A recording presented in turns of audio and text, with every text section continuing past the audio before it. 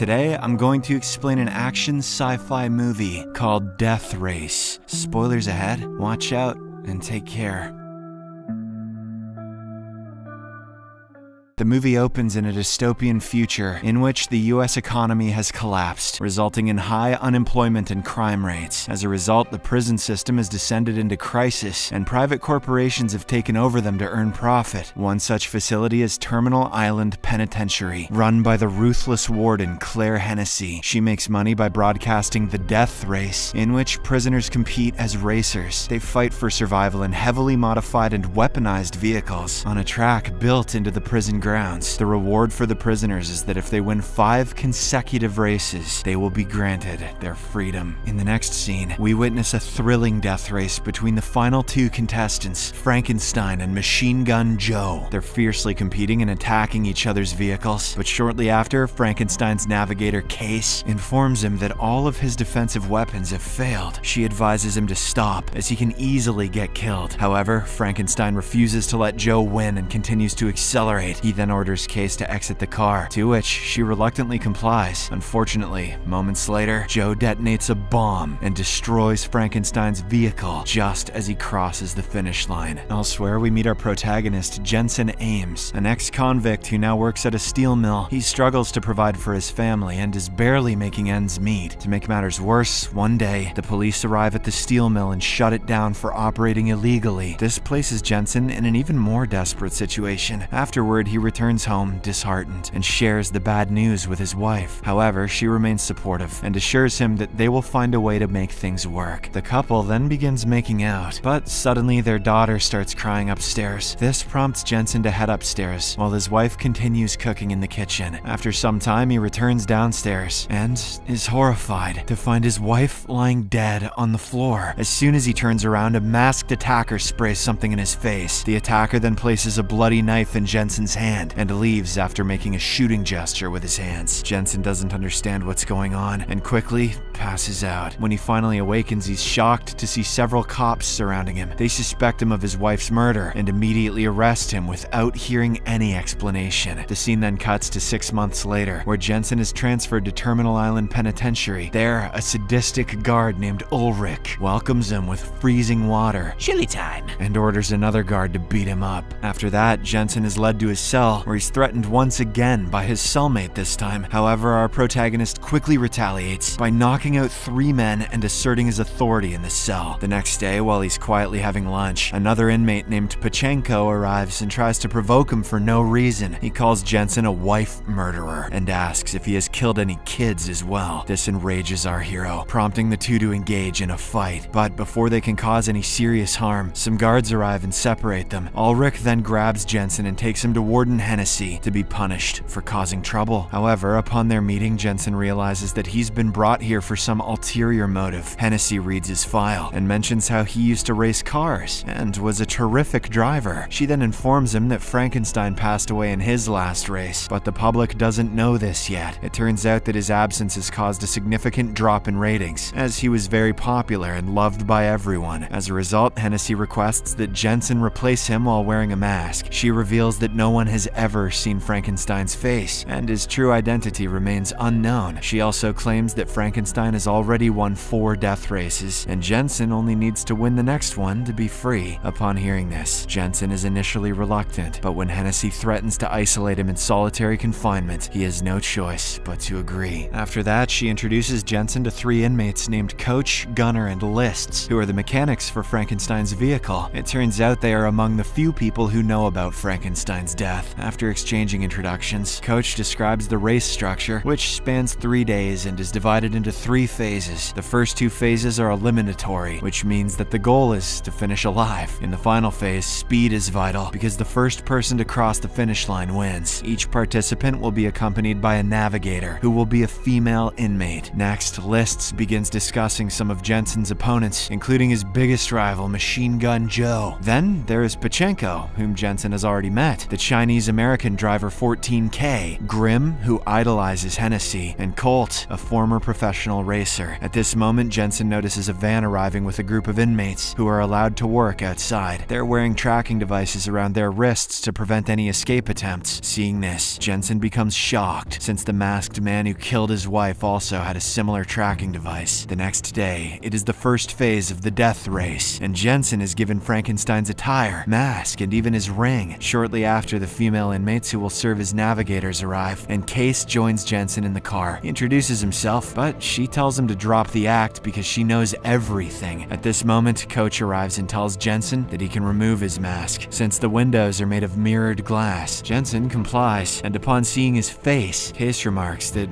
he's more handsome than the last Frankenstein. Perhaps she will navigate his belt buckle. Shortly after, the online broadcast of the deadly race kicks off, with 12 million viewers tuning in. Before the race begins, Jensen establishes communication with Coach, who advises him not to take the lead right away to avoid getting killed. The race then begins, with all the inmates doing their best to survive. Case guides Jensen through the shortcuts he must take on the track. Viewers are excited to see Frankenstein back in action, and the broadcast quickly reaches 45 million views. Haven't seen numbers like that since the last time Hassan ate a sandwich, or Asmongold pulled a cockroach out of his ear. A Moist Critical talked like this. At one point, Grim kills a minor driver by pushing his car into it, but he's soon run over by Joe and killed. Jensen then tries to activate his weapons, but his car's machine gun jams. This prompts Case to risk her life by climbing into the gunner's seat to repair it. Another navigator continuously fires at her, but Jensen manages to save her thanks to his quick maneuvering. Following this, several drivers band together against Jensen, believing him to be the powerful Frankenstein. His car sustains significant damage, and the thin armor begins to give way under the constant attacks. A worried Coach advises him to quit, but Jensen devises a daring plan. He asks Case to unload a petrol tanker into the air, which soon splatters all over Colt's vehicle. Taking advantage of this, Case throws a cigarette lighter at the fuel-soaked car. This causes it to explode and kill Colt on the spot. In the aftermath, the race is about to end, and it appears that Jensen is on the verge of victory. However, Pachenko calls out to him from his window and uses the same hand gesture as the masked assailant did that night. This finally makes Jensen realize that the man is his wife's murderer. He freezes in shock, allowing the other drivers to pass him. In the end, Jensen finishes in last place, while Pachenko comes first. Later, a furious Jensen approaches Hennessy and informs her that he won't participate in the race anymore, but the cunning woman pulls out a picture of his daughter with her new foster parents. She tries to emotionally blackmail him by claiming that his daughter will never see him again, and hearing this, Jensen's heart sinks, and he reluctantly agrees to race as it is the only way to reunite with his daughter. Later that night, Jensen approaches Pachenko to confront him about his wife's death, but Pachenko and his men quickly apprehend him and begin beating him up. While the others restrain him, Pachenko grabs a large wrench and prepares to slam his head, but out of nowhere, someone attacks him from behind. It turns out to be Lists, who has stabbed Pachenko with a pen. Jensen seizes this opportunity to grab a massive steel block and begins fighting back against his enemies. He then viciously attacks Pachenko and demands to know why he murdered his wife. Fearing for his life, Pachenko confesses that Hennessy ordered him to murder his wife. He reveals that Ulrich took him there to commit the deed. Now that Jensen knows the truth, he proceeds to kill the man for revenge. But several guards arrive in the nick of time and subdue them both with stun guns. The next day, it's time for phase 2 of the race, and there are only 6 competitors left. However, as the race begins, Jensen drives at a very slow speed, as if he intends to lose. He then questions Case about the truth behind Frankenstein's death and threatens to eject her if she doesn't answer him. In the end, Case admits that she sabotaged Frankenstein's car, resulting in his death. She admits that Hennessy ordered her to do so and promised to release her in exchange. Case also reveals that she was never meant to kill Frankenstein or Jensen, but rather to keep them both from winning, and thus unable to leave the prison. Upon hearing this, Jensen is horrified and realizes that escape from this hellhole is impossible. Fueled by rage, he accelerates and sets his sights on Pachenko to take revenge on him. The two get into a violent fight and attack each other's vehicles. Jensen then recklessly lunges at Pachenko and activates a smoke grenade. This impairs the murderer's vision, causing him to crash into a concrete barrier. He manages to survive, but Jensen reverses his vehicle and snaps his neck, finally eliminating him. Upon witnessing this, Hennessy becomes increasingly anxious. She sends out a heavily fortified 18-wheeler truck known as the Dread Dreadnought to eliminate racers and boost viewership. The numbers now haven't been this high since the last time XQC said,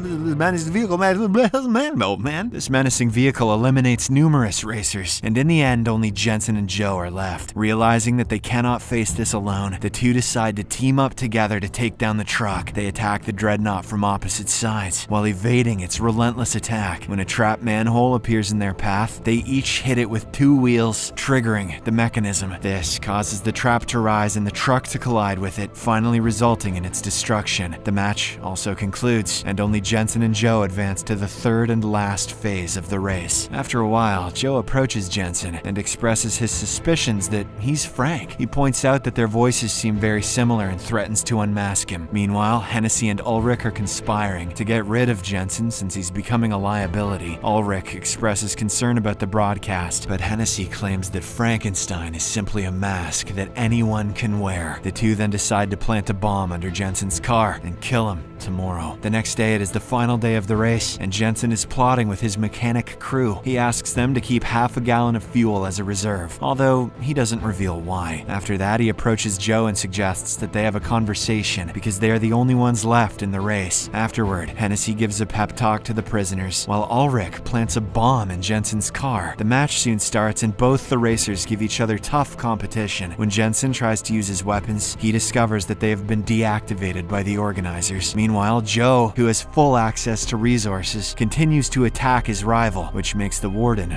really happy. Shortly after, Joe fires a series of missiles, but surprisingly, at a large hole in the prison wall, which was weakened in the previous race. After this, the two cars drive out of the prison, which leaves everyone in shock. Hennessy is furious to see this and realizes the two rivals have conspired against her. As a desperate resort, she tries to detonate the bomb, but is unsuccessful because Coach and his team have already discovered and removed it. She then angrily stops the broadcast transmission, which was being watched by 75 million people, the biggest number since Kai Cenat sucked at Bloodborne. Next, Hennessy sends helicopters and police cars to apprehend the two prisoners. When the police cars approach, Jensen releases the extra half-gallon reserve tank, which strikes all of the vehicles. Soon enough, the two manage to cross the bridge that connects the prison island to the mainland. When they see helicopters approaching, Case offers herself as bait because she has already received her release papers. Shortly after, Jensen's vehicle crashes and is soon approached by the helicopters. A masked person then exits the car in a Frankenstein costume, with his hands up. Everyone thinks it's Frankenstein, but it's actually Case in disguise. Meanwhile, Jensen and Joe have already gotten on a train and escaped the place. Joe says that he's going to Miami and invites Jensen to join him, but the latter reveals that he has to find his daughter first. Back in the prison, Ulrich informs Hennessy that despite the chaos, they were able to capture Frankenstein. The idiots are still unaware that they caught the wrong person. Hennessy is overjoyed that the race attracted such a large number of viewers, the largest since the last time Amaranth sat on an inflatable duck, and she earned millions of dollars. Moments later, she notices a gift on her table, congratulating her on her record-breaking ratings. But